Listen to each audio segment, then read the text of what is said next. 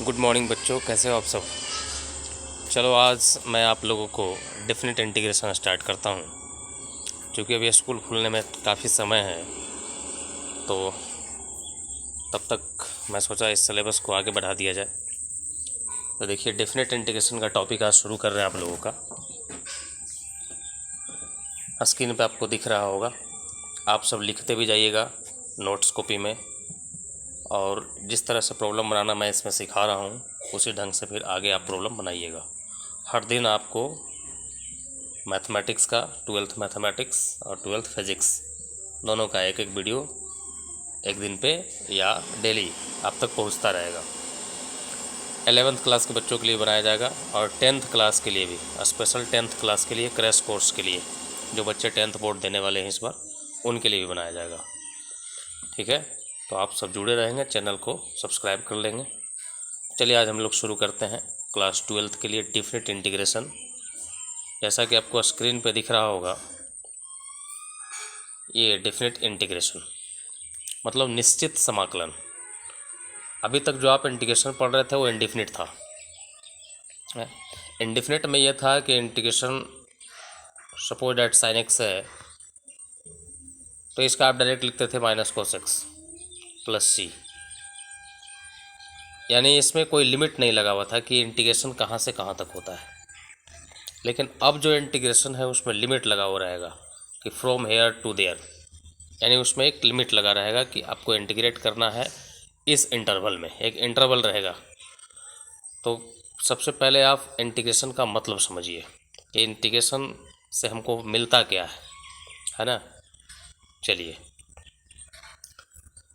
देखिए, किसी भी फंक्शन का जब हम इंटीग्रेशन करते हैं तो वो फंक्शन एक्स एक्सिस के साथ कितना क्षेत्रफल बनाता है उसका वैल्यू देता है। यदि उसमें लिमिट लगा हुआ है ए से बी, तब ए से बी का मतलब उसके डोमेन का कोई वैल्यू है ए और बी, और उसी ए से बी के बीच में सपोज दैट यहाँ साइन एक्स है, तो साइन एक्स का जो ग्राफ होगा ए से बी तक, ए का वैल्यू कुछ भी हो सकता है, बी का वैल्यू कुछ भी हो सकता है, तो उन दोनों वैल्यू के बीच में साइन एक्स का ग्राफ जो एक्स अक्ष के साथ क्षेत्रफल बनाएगा, एरिया बनाएगा, उसी एरिया के वैल्यू को इंटीग्रेशन बोलते हैं, यानी डिफरेंट इंटीग्रेशन कहते हैं। क्लियर है। सबसे पहले आप न्यूटन लाइबनिज थ्योरम देखिए, स्क्रीन पे लिखा हुआ है न्यूटन लाइबनिज थ्योरम। ये न्यूटन लाइबनिज थ्योरम क्या होता है? न्यूटन और लाइबनिज ने मिलकर के ये फार्मूला बनाया था, इसलिए उन्हीं के नाम पे न्यूटन लाइबनिज फार्मूला रख दिया गया।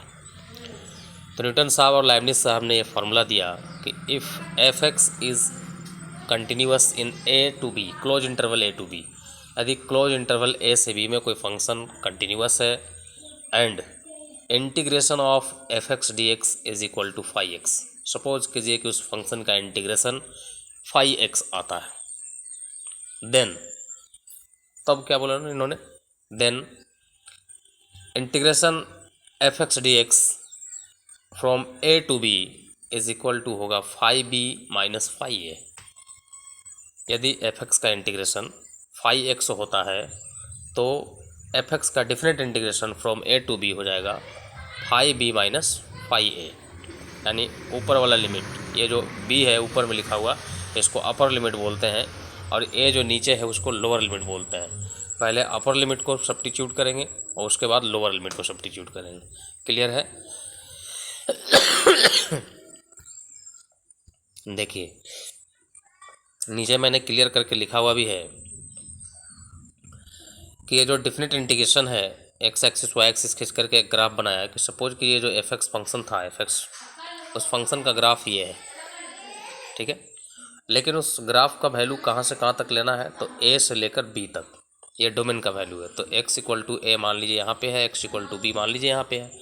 तो ए से बी को यदि फंक्शन से ज्वाइन करें तो ए एक एरिया बन रहा है, जिसको मैंने शेडेड किया है ना, छायांकित किया हुआ है पार्ट।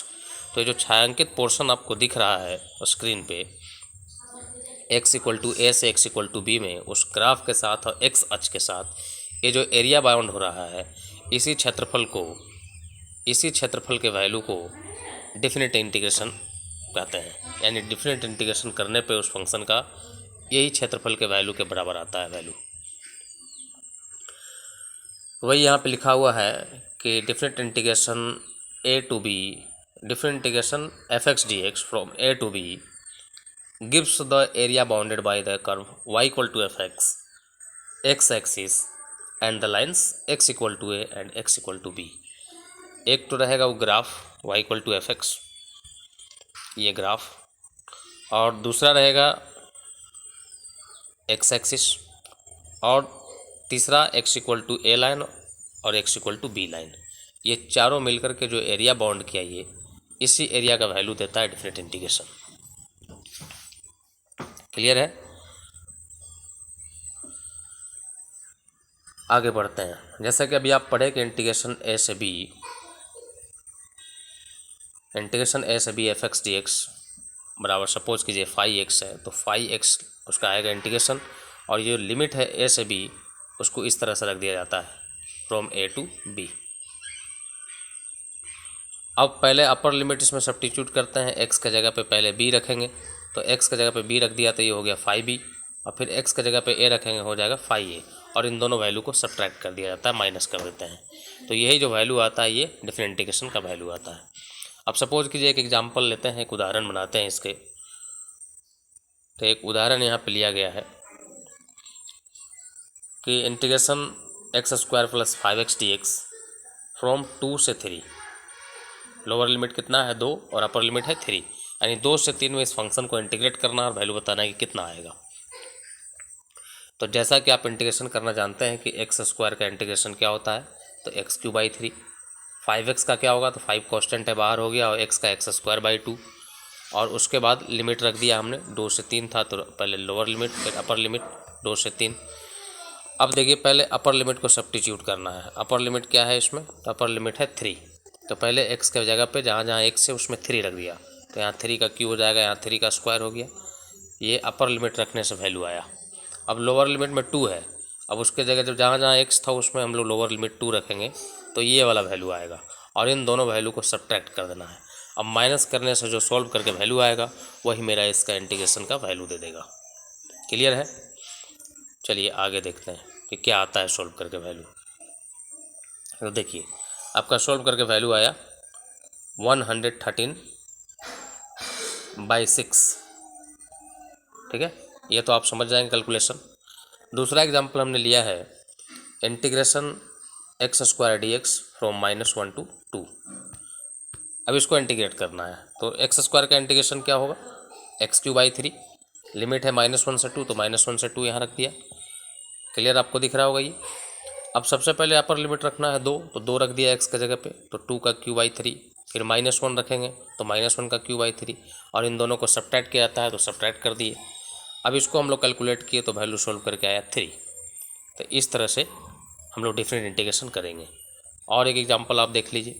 अच्छा, एक सवाल आपके मन में यहाँ पे आ रहा होगा कि जब भी हम लोग इनडिफिनिट इंटीग्रेशन करते थे, जैसे x² का इंटीग्रेशन करते थे हम लोग, तो इस तरह से किया करते थे कि x² का इंटीग्रेशन होगा x³ और प्लस में कांस्टेंट जोड़ते थे c। कांस्टेंट वैल्यू किस लिए जोड़ते थे कि सपोज दैट कोई कांस्टेंट फंक्शन रहा हो गया तो उसका डिफ्रेंसिएशन करने पर 0 वैल्यू हो जाता है, और इंटीग्रेशन डिफ्रेंसिएशन का जस्ट अपोजिट प्रोसेस है, यानी इन्वर्स प्रोसेस है। तो उसको इंटीग्रेट करने पे ये कांस्टेंट फंक्शन तो नहीं मिलेगा, इसलिए जिस कांस्टेंट का डिफ्रेंसिएशन 0 हुआ होगा तो एक हम लोग कांस्टेंट जोड़ा करते थे c, लेकिन यहाँ पे नहीं जोड़ रहे हैं। यहाँ पे इसलिए नहीं जोड़ रहे हैं, आप इस एग्जांपल में समझिए कि सपोज कीजिए कि एक और एग्जांपल लिया हमने इंटीग्रेशन 3x² dx फ्रॉम 1 से 3, और ऊपर में क्वेश्चन लिखा हुआ है कि why c is not added, मतलब why constant is not added in different integration. Different integration में कांस्टेंट को क्यों नहीं जोड़ा जाता है, तो उसका एक प्रूफ एग्जांपल के साथ कि हम लोग क्वेश्चन जोड़ कर देखते हैं कि क्या फ़र्क पड़ता है। नहीं जोड़ेंगे तो अभी तो दिखा नहीं जोड़ करके, अब जोड़ करके देखते हैं। तो 3x² का इंटीग्रेशन आ गया 3x³/3, और प्लस कांस्टेंट c जोड़ते थे तो c जोड़ दिया यहाँ पे। क्लियर है? और लिमिट है 1 से 3, तो 1 से 3। चलिए अब ये बच गया x³ + c 1 से 3। अब पहले हम लोग इसमें अपर लिमिट रखते हैं, तो अपर लिमिट 3 है, 3 रख दिया, तो 3 का क्यूब + c। और फिर उसमें लोअर लिमिट 1 है तो 1 का क्यू प्लस सी, और बीच में माइनस का साइन होगा तो माइनस का साइन दिया हुआ है। अब इन दोनों को सॉल्व करते हैं। तो 3 का क्यू हो गया 27 प्लस सी, 1 का क्यू हो गया 1 माइनस सी, क्योंकि माइनस से मल्टीप्लाई होगा दोनों माइनस हो जाएगा, और ये सी से सी कैंसिल हो गया। तो फाइनली सी दोनों में कैंसिल हो ही जाना है, क्योंकि एक बार अपर लिमिट लिखेंगे तो उसके साथ भी सी आएगा, एक बार लोअर लिमिट रखेंगे तो उसके साथ भी सी आएगा, तो फिर सी तो कैंसिल हो ही जाना है। इसलिए डेफिनेट इंटीग्रेशन में कांस्टेंट वैल्यू को नहीं जोड़ा जाता है। क्लियर हो गया? तो फाइनल वैल्यू आ गया 27 माइनस 1 यानी कि 26। तो इस तरह से हम लोग इंटीग्रेट करेंगे डेफिनेट इंटीग्रेशन का। तो सी जोड़ने की ज़रूरत नहीं है, यहाँ मैंने जोड़ के दिखा दिया आपको कि उससे जोड़ने से कोई फ़र्क नहीं पड़ता है। और अब आपके लिए होमवर्क दिया गया है, जैसा कि स्क्रीन पर आपको दिख रहा होगा, ये आपको बनाना है। पहला क्वेश्चन है इंटीग्रेशन 0 to 1 1/1 + x² dx। दूसरा है इंटीग्रेशन 0 से π/2 cos x dx। तीसरा है इंटीग्रेशन 0 से π/4 sec² dx। और चौथा है इंटीग्रेशन -1 to 3 2x + 7 dx।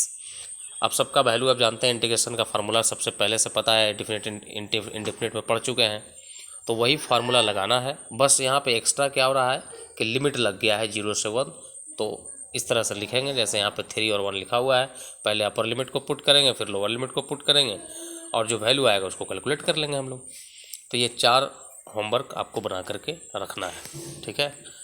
और अगले दिन इससे आगे का मैं क्लास लूँगा। अब इसमें बहुत सारी प्रॉपर्टीज़ पढ़ना है, लेकिन पहले कुछ क्वेश्चन बनाने के बाद, जब बनाने का पहले हैबिट हो जाए इसका, तो कुछ 7-8 प्रॉपर्टियाँ हैं बहुत इंपॉर्टेंट, जिससे क्वेश्चन बहुत ईजिली बन जाता है, आपको सोल्व करने की ज़रूरत नहीं पड़ेगी। तो आप वीडियो में कंटिन्यू बने रहिएगा, एक वीडियो भी मिस करेंगे तो फिर डेफिनेट इंटीग्रेशन समझ में नहीं आएगा। क्लियर है? और जो बच्चे आपके 12th क्लास में बोर्ड की तैयारी करने वाले हैं उन तक पहुंचा दीजिए, उनको ही फ़ायदा हो जाए। चलो आज के वीडियो में इतना ही, धन्यवाद। बार बार आप लोग वीडियोज़ देखो, समझो। ये इंग्लिश से घबराना नहीं कि इंग्लिश में लिखा हुआ है, इंग्लिश से हिंदी कुछ नहीं होता है। आपको लैंग्वेज एग्जाम में थोड़ी पूछेगा कि न्यूटन लाइब्निज थ्योरम क्या होता है या फार्मूला क्या होता है। आपको तो ये पूछा जाए कि क्वेश्चन बनता कैसे है, तो ये क्वेश्चन बनाने में कहीं इंग्लिश का यूज हुआ? कहीं यूज नहीं हुआ। क्लियर है? चलिए, धन्यवाद।